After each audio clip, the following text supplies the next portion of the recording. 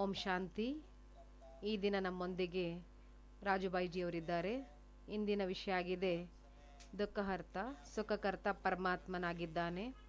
ಪ್ರಪಂಚದಲ್ಲಿ ಸಾಕಷ್ಟು ದುಃಖ ಹೆಚ್ಚಾಗ್ತಾ ಇದೆ. ಕೊರೋನಾದ ಕಾರಣದಿಂದ ಅನೇಕ ಪ್ರಕಾರದ ಸಮಸ್ಯೆಗಳು ಎಲ್ಲರಿಗೂ ಬರ್ತಾ ಇದ್ದಾವೆ. ಇಂಥ ಸಮಯದಲ್ಲಿ ಹೆಚ್ಚುತ್ತಿರುವ ದುಃಖದಿಂದ ಮುಕ್ತಿಯನ್ನು ಪಡೆಯುವುದು ಹೇಗೆ? ಮುಕ್ತಿಯನ್ನು ಕೊಡುವವನು ಮುಕ್ತಿದಾತನಾಗಿದ್ದಾನೆ. ಸರ್ವ ದುಃಖಗಳನ್ನು ದೂರ ಮಾಡುವವನು ಸುಖ ಕೊಡುವವನು ಆಗಿದ್ದಾನೆ ಪರಮಾತ್ಮ. ಹೇಗೆ ನಾವು ಪರಮಾತ್ಮನಿಂದ ಸುಖವನ್ನು ಪಡೆದುಕೊಳ್ಳುವುದು, ಪರಮಾತ್ಮನ ಸಹಯೋಗದಿಂದ ದುಃಖದಿಂದ ಮುಕ್ತರಾಗುವುದು ಹೇಗೆ ಅನ್ನೋದನ್ನು ರಾಜುಬಾಯಿಜಿಯವರು ತಿಳಿಸ್ಕೊಡ್ತಾರೆ. ಓಂ ಶಾಂತಿ. ನಮ್ಮೆಲ್ಲರ ಬಾಬಾ ಈ ದುಃಖಧಾಮವನ್ನು ಸುಖಧಾಮವನ್ನಾಗಿ ಮಾಡಲಿಕ್ಕೆ ಬಂದಿದ್ದಾರೆ. ನಾವೆಲ್ಲ ಮಕ್ಕಳಿಗೆ ನಶೆ ಕೂಡ ಇದೆ. ನಾವು ದುಃಖಧಾಮದಿಂದ ದೂರ ಆಗಿ ಬಾಬಾವರ ಸುಖದ ಮಡಿಲಿನಲ್ಲಿ ಕುಳಿತುಕೊಂಡಿದ್ದೇವೆ.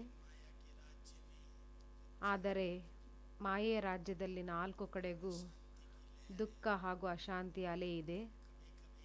ಕೆಲವೊಮ್ಮೆ ಬ್ರಾಹ್ಮಣ ಆತ್ಮಗಳಿಗೂ ಕೂಡ ಆ ಪ್ರಭಾವ ಆಗಿಬಿಡ್ತದೆ.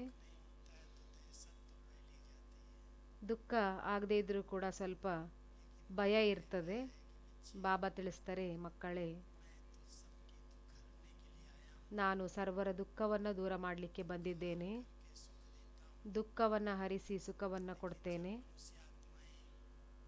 ಆದರೆ ಮನುಷ್ಯಾತ್ಮರು ಬಹಳ ದುಃಖಿಗಳಾದಾಗ ಭಗವಂತನನ್ನೇ ದೋಷಿಯನ್ನಾಗಿ ಮಾಡಿಬಿಡ್ತಾರೆ. ಅವನೇ ದುಃಖ ಕೊಡ್ತಾನೆ, ಅವನೇ ಸುಖ ಕೊಡ್ತಾನೆ ಅಂತ ಹೇಳಿಬಿಡ್ತಾರೆ. ಎಷ್ಟೋ ಮುರಳಿಯಲ್ಲಿ ಬಾಬಾ ಹೇಳ್ತಾರೆ, ನಾನು ದುಃಖನೂ ಕೊಡೋದಿಲ್ಲ, ನಾನು ಸುಖನೂ ಕೊಡೋದಿಲ್ಲ. ನಾನೇನು ಮಾಡ್ತೇನೆ? ನಾನು ಕೇವಲ ದಾರಿ ತೋರಿಸ್ತೇನೆ. ನಡೆಯೋದು ಬಿಡುವುದು ನಿಮ್ಮ ಕಾರ್ಯ ಆಗಿದೆ. ತಂದೆಯ ಮಾರ್ಗದಂತೆ ನಡೆದರೆ ಸುಖಿಗಳಾಗ್ತೀರಿ, ಇಲ್ಲಾಂದರೆ ದುಃಖಿಗಳಾಗ್ತೀರಿ. ನೀವೆಲ್ಲ ಸಾಕಾರ ಮುರಳಿಯಲ್ಲಿ ಒಂದು ಶಬ್ದವನ್ನು ಕೇಳಿರಬಹುದು. ನಾನು ನನ್ನ ಮಕ್ಕಳನ್ನು 3 ದಾರಿಯಲ್ಲಿ ನಿಲ್ಲಿಸ್ತೇನೆ. ಎಲ್ಲಿ 3 ದಾರಿಗಳು ಒಂದಾಗಿರ್ತವೆ ಅದನ್ನು ತಿವಾಟೆ ಅಂತ ಹೇಳ್ತಾರೆ. 4 ರಸ್ತೆಗಳು ಸೇರಿದಾಗ ಚೌಕ ಅಂತ ಹೇಳ್ತೇವೆ. 3 ದಾರಿಗಳು ಸೇರಿದಾಗ ತಿವಾಟೆ ಅಂತ ಕರೀತಾರೆ. ಈ ಕಲಿಯುಗದಲ್ಲಿ 3 ದಾರಿಗಳು ಸೇರಿರೋ ಹತ್ರ ಪೂಜೆ ಮಾಡ್ತಾರೆ. ಬಾಬೋರು ನಾವೆಲ್ಲ ಮಕ್ಕಳಿಗೆ 3 ದಾರಿಯ ಮಧ್ಯದಲ್ಲಿ ನಿಲ್ಲಿಸಿದ್ದಾರೆ. ಈ 3 ದಾರಿ ತಿವಾಟೆ ಯಾವುದು ಅಂತ ಗೊತ್ತಾಗಿದೆ ಅಲ್ವಾ? ಒಂದು ದುಃಖಧಾಮದ ದಾರಿ, ಒಂದಾಗಿದೆ ಸುಖಧಾಮದ ದಾರಿ, ಇನ್ನೊಂದು ಶಾಂತಿಧಾಮದ ದಾರಿ. 3 ದಾರಿಗಳು ಸೇರಿದ್ದನ್ನು ತಿವಾಟೆ ಅಂತ ಕರೀತಾರೆ. ಸಂಗಮಯುಗ ಅಂದ್ರೇ ತಿವಾಟೆ ಆಗಿದೆ. 3 ದಾರಿಗಳ ಮಧ್ಯದಲ್ಲಿ ನಿಂತಿದ್ದೇವೆ. ನಾವು ಬಾಬಾವರ ಶ್ರೇಷ್ಠ ಮತದಂತೆ ನಡೆದರೆ ಸುಖಧಾಮದ ಕಡೆಗೆ ಸುಖಿಗಳಾಗ್ತೇವೆ. ನಾವು ಸ್ವಲ್ಪ ಆದರೂ ಕೂಡ ಶ್ರೀಮತದಲ್ಲಿ ಪರಮತ ಮನ್ಮತವನ್ನು, ದೇಹಾಭಿಮಾನದ ಮತವನ್ನು ಸೇರಿಸಿದ್ವಿ ಅಂದರೆ ದುಃಖದ ದಾರಿ ಅಲ್ಲಿ ನಡೀತೇವೆ.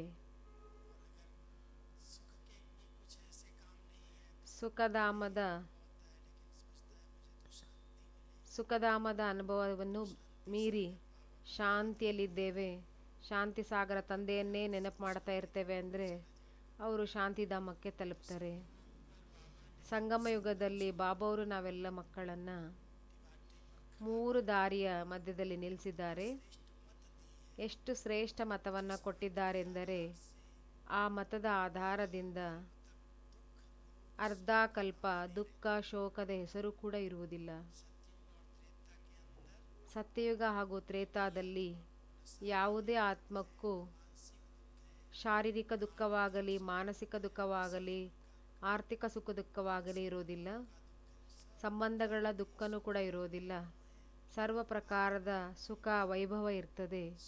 ಆತ್ಮ ಸಂಪೂರ್ಣವಾಗಿ ಸುಖ ಸ್ವರೂಪ ಸ್ಥಿತಿಯಲ್ಲಿ ಸತ್ಯ ತ್ರೇತಾಯುಗದಲ್ಲಿ ಇರ್ತದೆ. ಯಾಕಿರ್ತದೆ? ಅದಕ್ಕೂ ಕೂಡ ಕಾರಣ ಇದೆ. ಅದಕ್ಕೆ ಕಾರಣ ಆಗಿದೆ ಸಂಗಮಯುಗದಲ್ಲಿ ನಾವು ಎಷ್ಟು ಶ್ರೇಷ್ಠ ಕರ್ಮವನ್ನು ಮಾಡ್ತೇವೆ ಅಂದರೆ ಆ ಶ್ರೇಷ್ಠ ಕರ್ಮದ ಪ್ರಾರಬ್ಧ ಅರ್ಧ ಕಲ್ಪ ಇರ್ತದೆ. ಆದ್ದರಿಂದಲೇ ಬಾಬಾವರು ತಿಳಿಸ್ತಾರೆ, ಸತ್ಯುಗದಲ್ಲಿ ಮಕ್ಕಳೇ ನಿಮ್ಮ ಕರ್ಮ ಅಕರ್ಮ ಆಗಿರ್ತದೆ.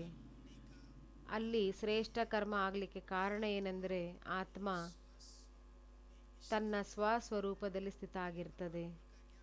ಬಲೆ ಪರಮಾತ್ಮನ ಜ್ಞಾನ ಇರೋದಿಲ್ಲ ದೇವತೆಗಳಿಗೆ, ಆದರೆ ಆತ್ಮಾಭಿಮಾನಿ ಸ್ಥಿತಿ ನ್ಯಾಚುರಲ್ ಇರ್ತದೆ. ಆತ್ಮ ಶರೀರದಲ್ಲಿ ಬಂದಾಗ ಅದಕ್ಕೆ ಅನುಭವ ಇರ್ತದೆ, ಅನುಭೂತಿ ಇರ್ತದೆ, ನಾನು ಈ ದೇಹವನ್ನು ಧರಿಸಿದ್ದೇನೆ ಅಂತ. ಶರೀರವನ್ನು ಬಿಡುವಾಗಲೂ ಕೂಡ ಸ್ಮೃತಿ ಇರ್ತದೆ, ನಾನು ಹಳೆ ಶರೀರವನ್ನು ಬಿಟ್ಟು ಹೊಸ ಶರೀರ ಪಡ್ಕೊಳ್ತೇನೆ ಅಂತ. ಈ ಒಂದು ಸ್ಥಿತಿ ಏನಿದೆ ಆತ್ಮಾಭಿಮಾನಿ ಸ್ಥಿತಿ, ಇದು ಯಾವುದೇ ದುಃಖ ಅನುಭವ ಮಾಡಲಿಕ್ಕೆ ಕೊಡೋದಿಲ್ಲ. ಇಂದು ಯಾವುದೇ ಪ್ರಕಾರದ ದುಃಖ ಇರ್ಬೋದು, ಅದಕ್ಕೆ ಕಾರಣ ದೇಹಾಭಿಮಾನ ಆಗಿದೆ. ಸಾವಿನ ಭಯ ಬಹಳ ಇದೆ, ನಾನೆಲ್ಲಿ ದೇಹ ಬಿಟ್ಟು ಹೋಗ್ತೀನೋ ಅಂತಕ್ಕಂತಹ ಭಯದಲ್ಲಿದ್ದಾರೆ. ಈ ದುಃಖ, ಈ ಕಾಯಿಲೆ ಇನ್ನಷ್ಟು ಹೆಚ್ಚು ಮಾಡಿಬಿಟ್ಟಿದೆ. ಯಾರು ದುಃಖಿಗಳಿಲ್ಲ, ವಿಚಾರ ಮಾಡಿನೇ ಕೆಲವರು ದುಃಖಿಗಳಾಗ್ಬಿಡ್ತಾರೆ. ಬಾಬಾವರು ನಾವು ಮಕ್ಕಳಿಗೆ ತಿಳಿಸ್ತಾರೆ, ಮಕ್ಕಳೇ ಯೋಚನೆ ಮಾಡುವಂಥ ಅವಶ್ಯಕತೆ ಇಲ್ಲ. ನಾಟಕದಲ್ಲಿ ಎಲ್ಲದೂ ಆಟ ನಡೀತಾ ಇದೆ, ಅದನ್ನು ನೀವು ಸಾಕ್ಷಿಯಾಗಿ ನೋಡಬೇಕು. ನಿಮ್ಮ ಸುರಕ್ಷೆಗೋಸ್ಕರ ಬಹಳ ಸುಂದರವಾದ ವಿಧಾನ ಇದೆ, ನಾವೆಲ್ಲರೂ ಅದನ್ನು ನಮ್ಮದಾಗಿಸಿಕೊಳ್ಬೇಕು. ಬೆಳಗ್ಗೆ ಬೆಳಗ್ಗೆ ಎದ್ದಾಗ ನಾವು ಬಾಬಾವರ ಬೆಳಕಿನ ಸುರಕ್ಷಾ ಕವಚವನ್ನು ನಮ್ಮ ಮೇಲೆ ಹಾಕ್ಕೋಬೇಕು. ಬಾಬಾವರು ಮೇಲಿನಿಂದ ಪರಂಧಾಮದಿಂದ ನಮಗೆ ಪ್ರಕಾಶದ ಒಂದು ಪ್ರಭಾವಳಿಯನ್ನು ನಮ್ಮ ಮೇಲೆ ತೊಡಸ್ತಾ ಇದ್ದಾರೆ. ನಾನು ಆ ಸುರಕ್ಷೆಯ ಒಂದು ಆವರಣದಲ್ಲಿ ನಾನಾತ್ಮ ಇದ್ದೇನೆ ಅಂತ ಅನುಭವ ಮಾಡಬೇಕು. ಆಗ ಯಾವುದೇ ವೈರಸ್ಸಿನ ಪ್ರಭಾವ ನಮಗಾಗೋದೇ ಇಲ್ಲ.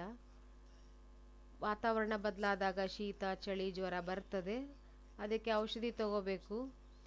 ಅದರ ದವಾ ಮತ್ತು ದುವಾ ಎರಡೂ ತಗೋಬೇಕು. ಎರಡರಿಂದ ನೀವು ಆರೋಗ್ಯವಂತರಾಗಬೇಕು.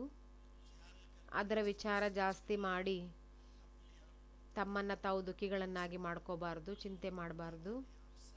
ಬಾಬಾವರು ನಮ್ಮೆಲ್ಲರಿಗೂ ಸುಖ ಸ್ವರೂಪ ಸ್ಥಿತಿಯನ್ನು ಕೊಟ್ಟಿದ್ದಾರೆ. ಕೇವಲ 4 ದುಃಖಗಳ ಕಾರಣ ನಮಗೆ ದುಃಖ ಇರ್ತದೆ, ಅದನ್ನು ನೆನ್ಪಿಟ್ಕೋಬೇಕು. ಯಾವುದೇ ದುಃಖ ನಮ್ಮ ಹತ್ರ ಬರೋದಿಲ್ಲ. 4 ಮಾತುಗಳ ಕಡೆಗೆ ನಾವು ಫುಲ್ ಅಟೆನ್ಷನ್ ಕೊಟ್ವಿ ಅಂದರೆ ಸಂಗಮಯುಗದಲ್ಲಿ ಬಾಬಾವರು ಮಕ್ಕಳಿಗೆ, ಲೌಕಿಕದಲ್ಲೂ ಕೂಡ ಯಾವುದೇ ತಂದೆ ತನ್ನ ಮಕ್ಕಳಿಗೆ ದುಃಖ ಕೊಡೋದಿಲ್ಲ, ದಾರಿಯನ್ನೇ ತೋರಿಸ್ತಾರೆ ಮಕ್ಕಳು. ತಂದೆಯಾದವರು ಮಕ್ಕಳಿಗೆ ಯಾವುದೇ ಸಂಘದೋಷದಲ್ಲಿ ಮಗ ತಪ್ಪು ಮಾಡಿದಾಗ ಅವನು ದುಃಖಿ ಆಗ್ತಾನೆ, ತಂದೆ ತಾಯಿ ಯಾವತ್ತೂ ದುಃಖ ಕೊಡೋದಿಲ್ಲ. ಬಾಬಾವರು ತಿಳಿಸ್ತಾರೆ, ನಾನು ಹೆಂಗೆ ದುಃಖ ಕೊಡ್ತೀನಿ, ನಾನು ಸುಖ ಸಾಗರ, ಸುಖದ ದಾರಿಯನ್ನು ತೋರಿಸ್ತೇನೆ. ಎಷ್ಟು ನಾನು ಹೇಳಿದ ದಾರಿಯಲ್ಲಿ ನಡೀತಾರೆ ಅಷ್ಟು ಸುಖಿಗಳಾಗ್ತಾರೆ. ಬಾಬಾವರು ನಮಗೆ ಮೊದಲನೇ ಸುಖದ ರಸ್ತೆ ಅಥವಾ ದಾರಿಯನ್ನು ತೋರಿಸಿದ್ದಾರೆ. ಮಕ್ಕಳೇ, ನಿಮ್ಮನ್ನು ಆತ್ಮ ಎಂದು ತಿಳಿದು ಕರ್ಮೇಂದ್ರಿಯಗಳ ಮೂಲಕ ಕಾರ್ಯ ಮಾಡಬೇಕು, ಆಗ ಅಧೀನತೆ ಸಮಾಪ್ತಿ ಆಗಿಬಿಡ್ತದೆ. ಬಾಬಾವರು ಇವತ್ತು ಹೇಳಿದರೆ, ದೇಹಾಭಿಮಾನ ಎಲ್ಲರನ್ನೂ ಸಾಯಿಸಿಬಿಟ್ಟಿದೆ. ದೇಹಾಭಿಮಾನ ಎಲ್ಲ ದುಃಖಗಳ ಜಡ ಅಥವಾ ಬೇರಾಗಿದೆ. ದೇಹಾಭಿಮಾನದ 2 ರಚನೆಯಾಗಿದೆ. ನಾನು ಮಾಡ್ತೇನೆ, ನನಗೆ ಗೌರವ ಆಗಬೇಕು, ನನಗೆ ಸನ್ಮಾನ ಆಗಬೇಕು, ನನಗೆ ಹೆಸರಾಗಬೇಕು, ನಾನು ಇಷ್ಟೆಲ್ಲ ಮಾಡಿದೆ, ಅದು ಸಿಗಲಿಲ್ಲ ಅಂದರೆ ದುಃಖಿ ಆಗಿಬಿಡ್ತಾರೆ, ಚಿಂತೆ ಮಾಡ್ತಾರೆ. ಒಂದು ನಾನು ಅನ್ನೋದು ದುಃಖ ಕೊಡ್ತದೆ, ಎರಡನೇದು ನಂದು ಅನ್ನೋದು ದುಃಖ ಕೊಡ್ತದೆ. ಯಾವುದ್ರ ಮೇಲೆ ನನ್ನದು ಅಂತ ಹೇಳ್ತೀವಿ, ಅವರೇನಾದರೂ ನಮ್ಮನ್ನು ಬಿಟ್ಟು ಹೋದರೆ ಪೂರ್ಣ ಜೀವನ ಎಲ್ಲ ದುಃಖಿಗಳಾಗ್ಬಿಡ್ತಾರೆ. ಒಂದು ಕತೆ ಇದೆ ಅಲ್ವಾ, ಒಬ್ಬ ಸೇಠ್ಜಿ ಚೆನ್ನಾಗಿ ಸಂಪಾದನೆ ಮಾಡಿದ್ದ, ಮೋಸ ಮಾಡಿ ಚೆನ್ನಾಗಿ ಹಣ ಸಂಪಾದನೆಯನ್ನು ಮಾಡಿದ್ದ. ಆತನಿಗೆ ತನ್ನ ಪರಿವಾರದ ಮೇಲೆ ಬಹಳ ಮೋಹ ಪ್ರೀತಿ ಇತ್ತು. ನಾನು ಎಷ್ಟು ಅದ್ಭುತ ಆಗಿದ್ದೇನೆ ಅಂದರೆ, ತಾನು ಮಾತ್ರ ತಿಂತಿರಲಿಲ್ಲ, ಬೆಗ್ಗರಿ ಥರ ಇರ್ತಿದ್ದ, ಏನೆಲ್ಲ ದುಡಿತಿದ್ದ. ಅದರಿಂದ ಒಂದು ದೊಡ್ಡ ಬಿಲ್ಡಿಂಗ್ ಕಟ್ಸಿದ್ದ. 1st floor, 2nd floor, 3rd floor ಹೀಗೆ ಕಟ್ಟಿಸ್ತಾ ಹೋದ, ಹಣ ಸಂಪಾದನೆ ಮಾಡ್ತಾ ಹೋದ. ಆ ದೊಡ್ಡ ಮನೆ ಕಟ್ಸಿ ನಿಲ್ಲಿಸಿದ. ಅದನ್ನು ನೋಡಿ ದಿನ ಸುತ್ತಿ ಸುತ್ತಿ ನೋಡ್ತಿರ್ತಾನೆ. ಈ ಮನೆ, ಈ ಮಗನಿಗೆ ಈ ಮನೆ ಕೊಡ್ತೇನೆ, ಇದನ್ನು ಅವನಿಗೆ ಕೊಡ್ತೇನೆ, ಇದು ಮೊಮ್ಮಗನಿಗೆ ಅಂತ ವಿಚಾರ ಮಾಡ್ತಿರ್ತಾನೆ. ಆ ಮನೆ ಮೇಲೆ ಎಷ್ಟು ಮೋಹ ಪ್ರೀತಿ ಇತ್ತು ಅಂದರೆ, ನಾನು ಎಷ್ಟು ಕಷ್ಟಪಟ್ಟು ದುಡಿದು ಕಟ್ಸಿದ್ದೇನೆ ಅಂತೇಳಿ ಖುಷಿ ಪಡ್ತಿದ್ದ. ಆದರೆ ಸ್ವತಃ ಗುಡಿಸ್ಲಲ್ಲಿದ್ದ. ಒಂದಿನ ಶಾರ್ಟ್ ಸರ್ಕ್ಯೂಟ್ ಆಗಿ ಅದಕ್ಕೆ ಬೆಂಕಿ ಹತ್ತಿಬಿಡ್ತು, ಆ ಬಿಲ್ಡಿಂಗಿಗೆ. ಮಕ್ಕಳಿಗೆಲ್ಲ ಗೊತ್ತಿತ್ತು ಇದ್ರ ಮೇಲೆ ಭಾಳ ಮೋಹ ಇದೆ ತಂದೆಗೆ ಅಂತ. ಅವ್ರು ಓಡೋಡಿ ಬಂದು ಅವ್ರ ಅಪ್ಪನಿಗೆ ಹೇಳಿದರು, ನೋಡಪ್ಪ ನಿನ್ನ ಬಿಲ್ಡಿಂಗ್ ಇದೆಯಲ್ಲ ಅದಕ್ಕೆ ಬೆಂಕಿ ಹತ್ತಿಬಿಡ್ತು ಅಂತ. ಅವನು ಭಾಳ ಒದ್ದಾಡೋಕ್ಕೆ ಶುರು ಮಾಡ್ದ. ಬಿ ಪಿ ಹೆಚ್ಚಾಯಿತು, ಡಿಸ್ಟರ್ಬ್ ಆಗಿ ಒದ್ದಾಡ್ತಾನೆ. ನಾನಿನ್ನು ಬದುಕಬಾರ್ದು, ನಾನಿನ್ನು ಬದುಕಲಿಕ್ಕೆ ಸಾಧ್ಯ ಇಲ್ಲ ಅಂತ ವಿಚಾರ ಮಾಡ್ತಾನೆ. ನನ್ನ ಮೇಲೆ ಇಷ್ಟು ದೊಡ್ಡ ದುಃಖದ ಬೆಟ್ಟ ಬಿದ್ದುಬಿಡ್ತು, ನನ್ನ ಇಡೀ ಜೀವನದ ದುಡಿಮೆ ಎಲ್ಲ ನಷ್ಟ ಆಗೋಗ್ಬಿಡ್ತು ಅಂತ ಜೋರಾಗಿ ಅಳ್ತಿರ್ತಾನೆ. ಆದರೆ ಅವನ ಮಗ ಬಹಳ ಹುಷಾರಿದ್ದ. ಈ ಬಿಲ್ಡಿಂಗ್ ಮೇಲೆ ಮೋಹ ಇರೋದ್ರಿಂದ ದುಃಖಿಯಾಗಿ ಅಳ್ತಿದ್ದಾರೆ ಅಂತೇಳಿ ಆತ ಬಂದು ಕೇಳ್ತಾನೆ, ಅಪ್ಪ ಏನಾಯಿತು ಅಂತ. ಆತ ಹೇಳ್ದ, ನೋಡಪ್ಪ ಮಗ, ನಾನು ಎಷ್ಟು ಕಷ್ಟಪಟ್ಟು ದುಡಿಮೆ ಮಾಡಿದೆ, ಸುಳ್ಳು ಹೇಳಿ ಮೋಸ ಮಾಡಿ ಏನೇನೋ ಮಾಡಿ ನಾನು ಇದನ್ನೆಲ್ಲ ದುಡ್ಡು ಜೋಡಿಸಿ ಕಟ್ಸಿದೆ. ಇವತ್ತು ನನ್ನ ಮುಂದೆನೇ ಸುಟ್ಟೋಗ್ತಾ ಇದೆ, ನಾನೇನು ಬದುಕಬಾರ್ದು ಅಂತ ಒದ್ದಾಡ್ತಿರ್ತಾನೆ. ಆಗ ಮಗ ಹೇಳ್ತಾನೆ, ಒಂದು ಮಾತು ಹೇಳಪ್ಪ ಅಂತ ಕೇಳ್ತಾನೆ. ನಾನು ಅದನ್ನು ಮಾರಾಟ ಮಾಡಿಬಿಟ್ಟಿದ್ನಪ್ಪ, ನಿನಗೆ ಹೇಳೇ ಇರಲಿಲ್ಲ. ಒಂದು ಪೇಪರ್ ಚೆಕ್ ತೋರಿಸ್ತಾನೆ, ಇಷ್ಟು ಕೋಟಿಗೆ ನಾನು ಇದನ್ನು ಮಾರಿಬಿಟ್ಟಿದ್ದೀನಪ್ಪ, ಇದು ನಮ್ದಲ್ಲ ಅಂತ ಹೇಳ್ದೆ. ಆವಾಗ ಅಪ್ಪ ಕೇಳ್ತಾನೆ, ಮಾರಿಬಿಟ್ಟ ನಮ್ದಲ್ವಾ ಅಂತ. 1 ಸೆಕೆಂಡ್ನಲ್ಲಿ ಏನು ಇಷ್ಟೆಲ್ಲ ಬಿ ಪಿ ಏರಿತ್ತಲ್ಲ, ಅದು ತಣ್ಣಗಾಗ್ಬಿಡ್ತು, ನಮ್ದಲ್ವಲ್ಲ ಅಂತ. ಉರಿತಾ ಇದೆ, ಲಾಸ್ ಆಗ್ತಾ ಇದೆ. ಆದರೆ ಅವನ ಭಾವನೆ, ಅವನ ವಿಚಾರ ಪರಿವರ್ತನೆ 2 ನಿಮಿಷದಲ್ಲಿ ಬದಲಾಯಿತು. ಇದು ನಂದಲ್ಲ ಅಷ್ಟೇ. ಅವನು ಖುಷಿ ಆಗ್ಬಿಟ್ಟ. ಸುಟ್ಟರೆ ಸುಡಲಿ ಬಿಡು ಅಂದ. ಇವತ್ತು ದುಃಖದ ಕಾರಣ ಏನಾಗಿದೆ?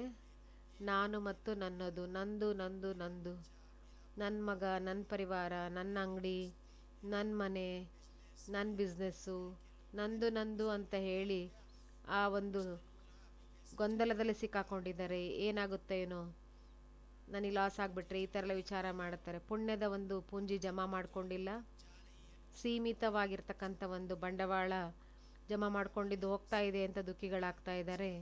ಆದರೆ ಬಾಬಾವರು ನಮಗೆ ಬಾಬಾ ತಿಳಿಸಿದ್ದಾರೆ, ಎಲ್ಲ ನಿಂದಪ್ಪ ಬಾಬಾ, ನಂದೇನೂ ಅಲ್ಲ ಅಂತ ಬುದ್ಧಿಯಿಂದ ಹೇಳಿಬಿಟ್ರೆ, ನನ್ನದನ್ನು ನಿನ್ನದು ಅಂದಾಗ ಎಲ್ಲ ದುಃಖದ ಗೊಂದಲ ಸಮಾಪ್ತಿ ಆಗಿಬಿಡ್ತದೆ. ಈ ಮಾತನ್ನು ಯಾವತ್ತು ನಾವು ಪಕ್ಕಾ ಮಾಡ್ಕೊಳ್ತೀವಿ, ಎಲ್ಲ ನಿಂದಪ್ಪ ಅಂತ, ಆವಾಗ ಸಂಪೂರ್ಣ ಹಗುರಾಗ್ಬಿಡ್ತೇವೆ. ಎಲ್ಲದೂ ಬಾಬಂದು, ಅವನೆರಡು ರೊಟ್ಟಿ ತಿನ್ನಿಸ್ತಾನೆ, ಆರಾಮಾಗಿಟ್ಟಿದ್ದಾನೆ ಪ್ರೀತಿಯಿಂದ, ಮತ್ತೇನು ಬೇಕು? ಏನಾದರೂ ಹೆಚ್ಚು ಕಡಿಮೆ ಆದರೆ ಅವನೇ ಸಂಭಾಲನೆ ಮಾಡ್ತಾನೆ, ಬಾಬಾವರೇ ಸಂಭಾಲನೆ ಮಾಡ್ತಾರೆ. ಯಾವುದೇ ವಿಚಾರದ ಚಿಂತೆ ಇಲ್ಲ, ನಕಲಿ ಬ್ಯಾಂಕ್ ಬ್ಯಾಲೆನ್ಸು ಇಲ್ಲ, ಸಾಧನೆಗಳನ್ನು ಜೋಡಿಸಿಟ್ಕೊಂಡಿಲ್ಲ. ಅವೆಲ್ಲ ಹೊರಟೋದ್ರೆ ದುಃಖಿ ಆಗ್ತೀವಿ ಅನ್ಲಿಕ್ಕೆ. ಬಾಬಾವರು ಹೇಳಿದ್ದಾರೆ, ಮಕ್ಕಳೇ, ದೇಹಾಭಿಮಾನ ಜನಿತ ಎಲ್ಲ ದುಃಖಗಳಿದಾವಲ್ವ, ಅವುಗಳಿಂದ ದೂರ ಆಗಲಿಕ್ಕೆ ಒಂದೇ ದಾರಿ, ಆತ್ಮಾಭಿಮಾನಿಗಳಾಗ್ರಿ. ಆತ್ಮದ ನಿಜಗುಣವೇ ಸುಖ ಆಗಿದೆ. ಈ ದುಃಖದ ಮಾತುಗಳನ್ನು ಚಿಂತನೆಯಲ್ಲಿ ತರೋದಿಲ್ಲ ಅಂದಾಗ ನಮಗೆ ದುಃಖ ಆಗೋದಿಲ್ಲ. ಚಿಂತನೆ ಮಾಡಿದಾಗಲೇ ದುಃಖ ಆಗೋದು. ಸ್ವಚಿಂತನೆಯನ್ನು ಮಾಡಿ, ಸ್ವದರ್ಶನ ಮಾಡಿ, ನಿಮ್ಮದೇ ಮಸ್ತಿಯಲ್ಲಿರ್ರಿ. ಏನೇ ಆಗ್ತಿದ್ರೂ ಅದ್ರ ಬಗ್ಗೆ ಚಿಂತನೆಯನ್ನು ಮಾಡಬೇಡಿ. ಕಲಿಯುಗ ಇದೆ ಅಂದಮೇಲೆ, ಇದರ ಅಂತ್ಯದ ಸಮಯ ಅಂದಮೇಲೆ, ಅಂತ್ಯದಲ್ಲಂತೂ ಪ್ರತಿಯೊಂದು ಕ್ಷೇತ್ರದಲ್ಲೂ ಅತಿ ಆಗಲೇಬೇಕು. ಅತಿಯಾಗಿ ಅಂತ್ಯ ಆಗ್ತದೆ. ಅಂತ್ಯವಿಲ್ಲದೆ ಆದಿ ಇಲ್ಲ. ಕಲಿಯುಗದ ನಂತರ ಸತ್ಯುಗ ಬರಬೇಕಂದ್ರೆ ಈ ಕಲಿಯುಗಕ್ಕೆ ಹೋಗಲಿಕ್ಕೆ ಎಷ್ಟೆಲ್ಲ ಮಾತುಗಳು ಬರಬೇಕಲ್ವ. ಈ ಸಣ್ಣ ಸಣ್ಣ ಮಾತುಗಳು ಏನಿಲ್ಲ, ಕರೋನಾ ಇದು ಒಂದಷ್ಟೇ, ಇದೇನೂ ಅಲ್ಲ. ಯಾವುದೇ ಸಂಕಲ್ಪ ವಿಕಲ್ಪಗಳು ನಡೆಸಬಾರ್ದು. ಏನಾಗ್ತದೆ ಹೇಗಾಗ್ತದೆ ಅಂತೆಲ್ಲ ಬಾಬಾ ತಿಳಿಸ್ತಾರೆ. ಏನೂ ಹೊಸದಲ್ಲ, ನಿಶ್ಚಿಂತ ಆಗಿರ್ರಿ. ಏನೆಲ್ಲ ಆಗ್ತದೆ ನೀವು ಮಕ್ಕಳಿಗೋಸ್ಕರ ಆಗ್ತಾ ಇದೆ. ಡ್ರಾಮಾ ಕಲ್ಯಾಣಕಾರಿಯಾಗಿದೆ. ನನ್ನ ಮಕ್ಕಳಿಗೆ ಆ ಕಲ್ಯಾಣ ಆಗಲಿಕ್ಕೇ ಸಾಧ್ಯ ಇಲ್ಲ ಅಂತ ಬಾಬಾ ಹೇಳ್ತಾರೆ. ಬಿಂದಿ ಇಡಬೇಕು, ಫುಲ್ ಸ್ಟಾಪ್ ಇಡಬೇಕು. ದೇಹಾಭಿಮಾನ ಅಂದ್ರೇ ಡಿಸ್ಟರ್ಬ್ ಮಾಡ್ತದೆ. ಆದ್ದರಿಂದ ನಾನು ಆತ್ಮ, ನಾನು ಈ ದೇಹದಿಂದ ಭಿನ್ನ ಆಗಿದ್ದೇನೆ ಎಂಬ ಅಭ್ಯಾಸ ಮಾಡಿ. ಯಾರು ದೇಹಾಭಿಮಾನವನ್ನು ಗೆದ್ದು ಬಿಡ್ತಾರೆ ಅವರೆಲ್ಲ ದುಃಖಗಳನ್ನು ಗೆಲ್ತಾರೆ. 2ನೇ ಕಾರಣ ಆಗಿದೆ ಸಂಬಂಧ. ದೇಹದ ಸಂಬಂಧಗಳೇನಿದಾವಲ್ಲ ಅದಾಗಿದೆ. ಆತ್ಮದ ಮೊದಲನೇ ಸಂಬಂಧನೇ ಕರ್ಮೇಂದ್ರಿಯಗಳೊಂದಿಗೆ ಇದೆ. ಕಣ್ಣು, ಕಿವಿ, ಮೂಗು, ಬಾಯಿಗಳೊಂದಿಗೆ, ಕೈಗಳೊಂದಿಗೆ. ಯಾರ ಸಂಪರ್ಕದಲ್ಲಿ ಬರ್ತೇವೆ, ಯಾರ ಮನೆಯಲ್ಲಿರ್ತೇವೆ, ಸಹೋದರ ಸಹೋದರಿ ಮನೆಯಲ್ಲಿರ್ತಕ್ಕಂಥವರೊಂದಿಗೆ ಸಂಬಂಧ ಇರ್ತದೆ. ಕಲಿಯುಗದಲ್ಲಿ ಸಂಬಂಧದಲ್ಲಿ ಏನು ಸ್ವಾರ್ಥ ಇದೆ ಅದೇ ಎಲ್ಲರಿಗೂ ದುಃಖಿಯನ್ನಾಗಿ ಮಾಡಿದೆ. ಎಲ್ಲಿ ಸ್ವಾರ್ಥ ಇದೆ ಅಲ್ಲಿ ದುಃಖ ಶುರುವಾಗ್ತದೆ. ಈಗ ಬಾಬೂರ್ ನಮಗೆ ತಿಳಿಸ್ಕೊಟ್ಟಿದ್ದಾರೆ, ಸಂಬಂಧಗಳನ್ನು ಸ್ವಾರ್ಥ ಅಲ್ಲ ಸೇವೆಯ ಅರ್ಥ ಕೊಟ್ಟಿದ್ದಾರೆ ಬಾಬಾ ಅಂತ ತಿಳ್ಕೊಬೇಕು. ಸಂಬಂಧ ನಿಭಾಯಿಸಬೇಕು, ಸಂಬಂಧಗಳ ಮಧ್ಯದಲ್ಲಿ ಇರಬೇಕು. ಆದರೆ ನನ್ನ ಸಂಬಂಧಿ ಅಂತ ತಿಳ್ಕೊಂಡು ಅವರ ದುಃಖ ಸುಖದಲ್ಲಿ ನೀವು ಸ್ವತಃ ದುಃಖಿಗಳಾಗಬಾರದು.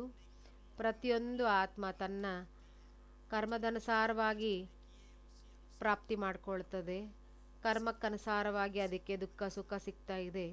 ಅವರ ದುಃಖ ಒಂದು ಚಿಂತೆಯಲ್ಲಿ ನೀವು ದುಃಖಿ ಚಿಂತಿತರಾಗಬಾರ್ದು. ನೀವು ಶುಭ ಭಾವನೆ ಇಟ್ಕೊಳ್ರಿ, ಅವರಿಗೆ ಯೋಗದಾನ ಕೊಡ್ರಿ, ಅವರು ದುಃಖದಿಂದ ಸಹಜ ಪಾರಾಗಲಿ ಅಂತ ಸಂಕಲ್ಪ ಮಾಡ್ರಿ. ಯಾರು ಮಾಡಿರ್ತಾರೆ ಕರ್ಮ ಅದನ್ನಂತೂ ಅನುಭವಿಸಲೇಬೇಕು.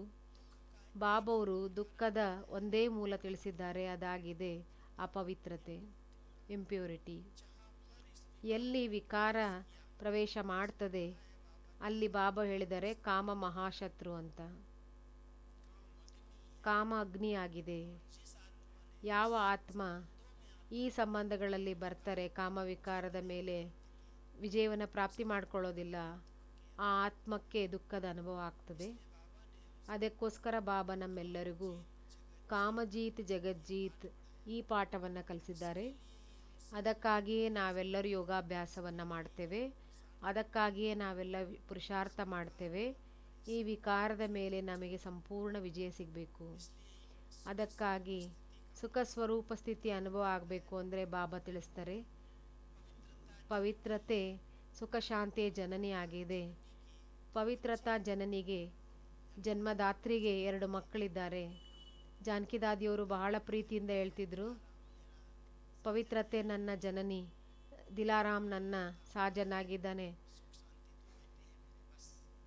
ಪವಿತ್ರತೆ ನನ್ನ ತಾಯಿ, ಸುಖ ಶಾಂತಿ ನನಗೆ 2 ಮಕ್ಕಳು ಅಂತ ಯಾವಾಗಲೂ ದಾದಿ ಹೇಳ್ತಿದ್ರು. ಯಾರ ಕಡೆಗೆ ಪವಿತ್ರತೆಯ ಒಳ್ಳೆ ಧಾರಣೆ ಇದೆ ಅವರು ಸುಖಿಯಾಗಿರ್ತಾರೆ. ಅದಕ್ಕಾಗಿ ನಾವು ಪುರುಷಾರ್ಥ ಮಾಡ್ತಾ ಇದ್ದೇವೆ.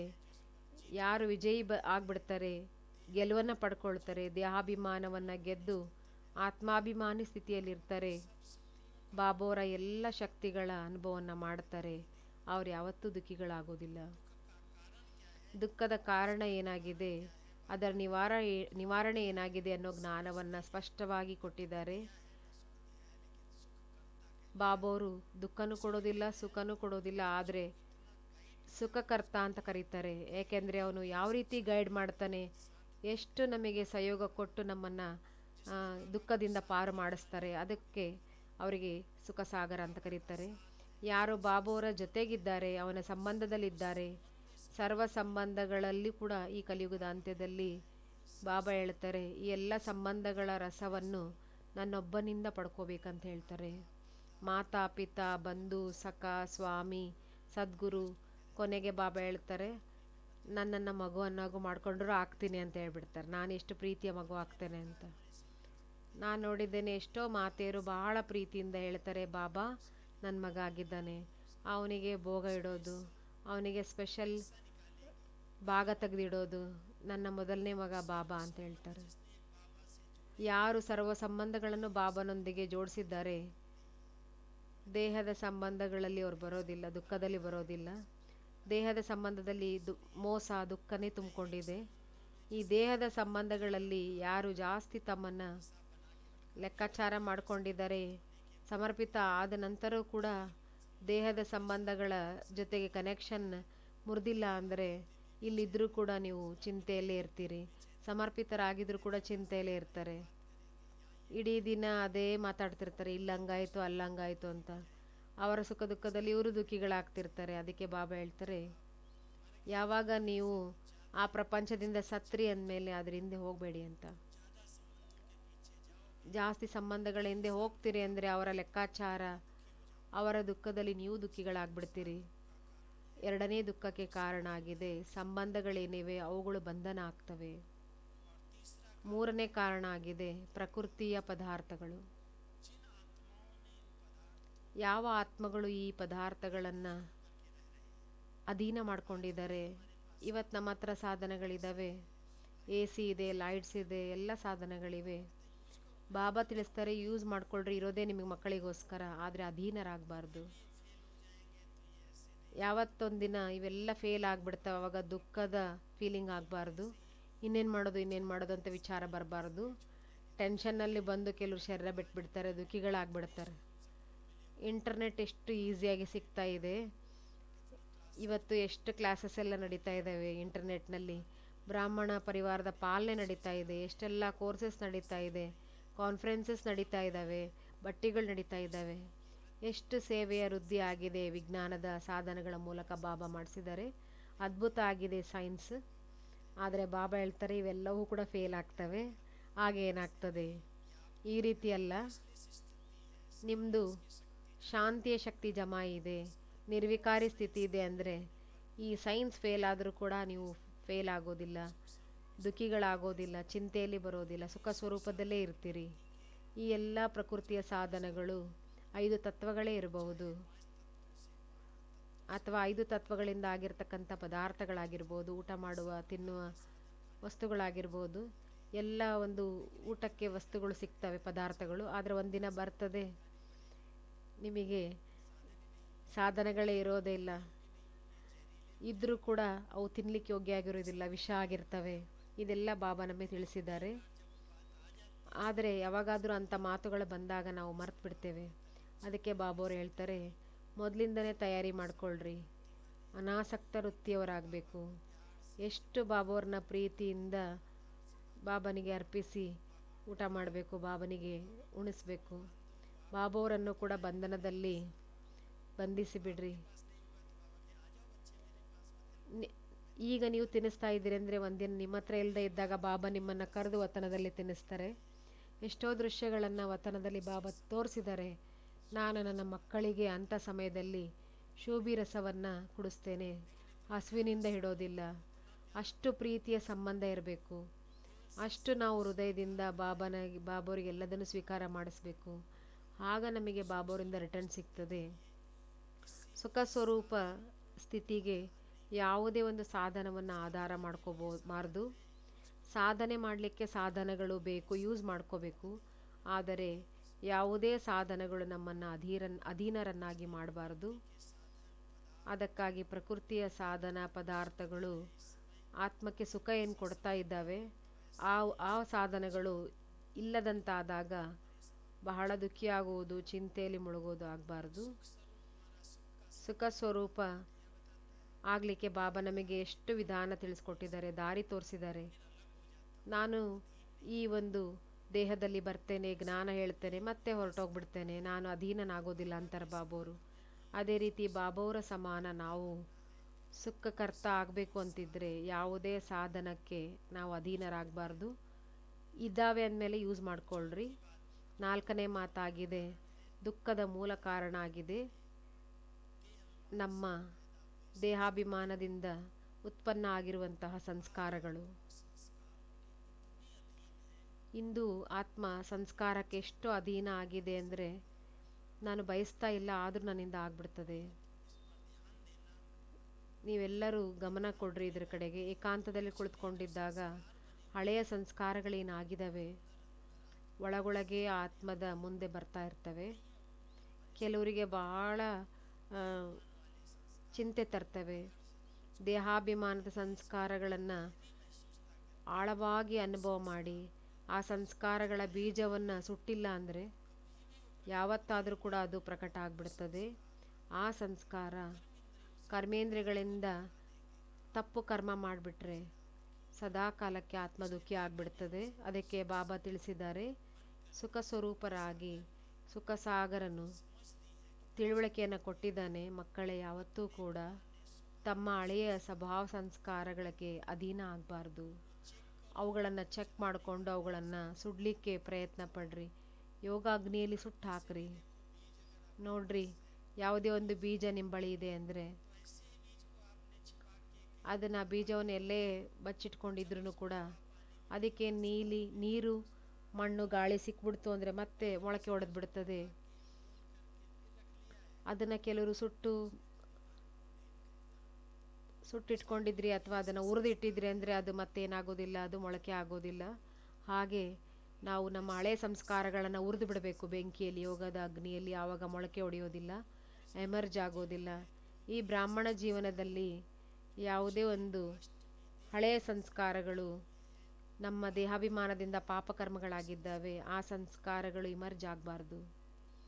ಅವುಗಳನ್ನು ಯೋಗಾಗ್ನಿಯಿಂದ, ಆಳವಾದ ಅನುಭೂತಿಯಿಂದ, ಒಳ್ಳೆಯ ತಪಸ್ಸಿನಿಂದ ಆ ಬೀಜವನ್ನು ಸುಟ್ಟು ಬಿಡಬೇಕು. ಆತ್ಮವನ್ನು ಸಂಪೂರ್ಣ ನಿರ್ಮಲ ಶುದ್ಧ ಮಾಡ್ಕೋಬೇಕು. ಬಾರಿ ಬಾರಿ ನೀವು ಸಂಸ್ಕಾರವನ್ನು ಎಮರ್ಜ್ ಮಾಡ್ಕೊಳ್ರಿ. ನಾನು ಆದಿ ಸಂಸ್ಕಾರ ಏನಾಗಿದೆ, ಅನಾದಿ ಸಂಸ್ಕಾರ, ಆದಿ ಸಂಸ್ಕಾರ ಏನಿದೆ ಅದನ್ನು ಎಮರ್ಜ್ ಮಾಡಿಕೊಂಡು ನಂತರ ಕರ್ಮೇಂದ್ರಿಯಗಳಲ್ಲಿ ಕರ್ಮದಲ್ಲಿ ಬರಬೇಕು. ಆಗ ಅವರ ಕರ್ಮ ವಿಕರ್ಮ ಆಗೋದಿಲ್ಲ. ದುಃಖದ ಕಾರಣ ಆಗಿದೆ ವಿಕರ್ಮ.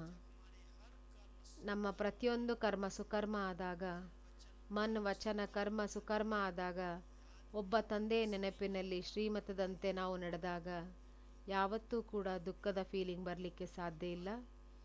ಭಗವಂತ ದುಃಖಹರ್ತ ಸುಖಕರ್ತನಾಗಿದ್ದಾನೆ. ಅದಕ್ಕಾಗಿ ಅವನು ನಮ್ಮೆಲ್ಲರಿಗೂ ಸುಖದ ದಾರಿಯನ್ನೇ ತೋರಿಸಿದ್ದಾನೆ. ಆ ಮಾರ್ಗದಂತೆ ನಾವೆಷ್ಟು ನಡಿತೇವೆ, ಆ ಮಾರ್ಗದಲ್ಲಿ ನಾವೆಷ್ಟು ನಡೆಯೋಣ. ಅವ್ರು ನಡೀತಾರೋ ಇವ್ರು ನಡೀತಾರೋ ನೋಡಬಾರ್ದು, ಇವ್ರು ಹಿಂಗೆ ಮಾಡಿದ್ರು ಅವ್ರು ಹಂಗೆ ಮಾಡಿದ್ರು ಅಂತ ನೋಡಬಾರ್ದು. ಕ್ಷಣಿಕ ಸುಖದ ಅನುಭೂತಿ ಅವ್ರಿಗೆ ಆಗ್ಬೋದು, ಸಮಯ ಬರ್ತದೆ ಸುಖ ದುಃಖದ ಅನುಭವ ಮಾಡಿಸ್ತದೆ. ಅದಕ್ಕಾಗಿ ಯಾರನ್ನು ನೋಡಬಾರ್ದು. ನಾವೇನು ಮಾಡ್ತೇವೆ ಅದನ್ನೇ ಪಡ್ಕೊಳ್ತೇವೆ. ಸದಾ ನಾವು ಸುಖ ಸ್ವರೂಪ ಸ್ಥಿತಿಯಲ್ಲಿರಬೇಕು. ಬಾಬಾ ನಮಗೆ ಸುಖದಾತ ಸಿಕ್ಕಿದ್ದಾನೆ.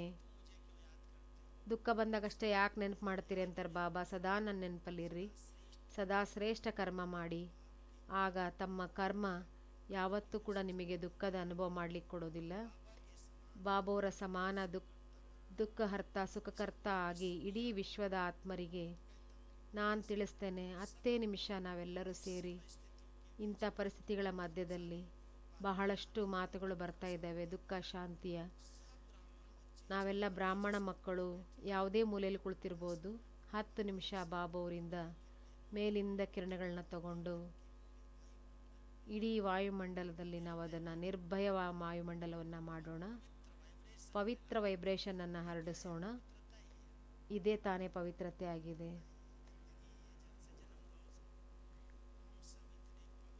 ನಾವೆಲ್ಲ ಪವಿತ್ರ ವೈಬ್ರೇಷನನ್ನು ಹರಡಿಸಬೇಕು. ಎಲ್ಲ ಆತ್ಮರು ಈ ದುಃಖದಿಂದ ಭಯದಿಂದ ಮುಕ್ತರಾಗಬೇಕು. ಆತ್ಮ ಪರಮಾತ್ಮನ ನೆನಪಿನಲ್ಲಿ ಮಗನಾಗಬೇಕು. ನಾಟಕದಲ್ಲಿ ಏನೇ ಆದರೂ ಕೂಡ ಒಳ್ಳೆಯದಕ್ಕಿಂತ ಒಳ್ಳೆಯದಾಗಿದೆ. ಅದಕ್ಕೆ ಬಾಬೋರು ಹೇಳ್ತಾರೆ, ನಾನು ಮಕ್ಕಳ ದುಃಖ ದೂರ ಮಾಡಿ ಸುಖ ಕೊಡಲಿಕ್ಕೆ ಬಂದಿದ್ದೇನೆ. ಶ್ರೇಷ್ಠ ಕರ್ಮವನ್ನು ಮಾಡಲಿಕ್ಕೆ ದಾರಿ ತೋರಿಸಿದ್ದೇನೆ. ನೀವು ಕೂಡ ಸುಖದಾತ, ಮಾಸ್ಟರ್ ಸುಖದಾತ ಆಗ್ರಿ ಅಂತ ಬಾಬಾ ತಿಳಿಸ್ತಾರೆ. ಓಂ ಶಾಂತಿ.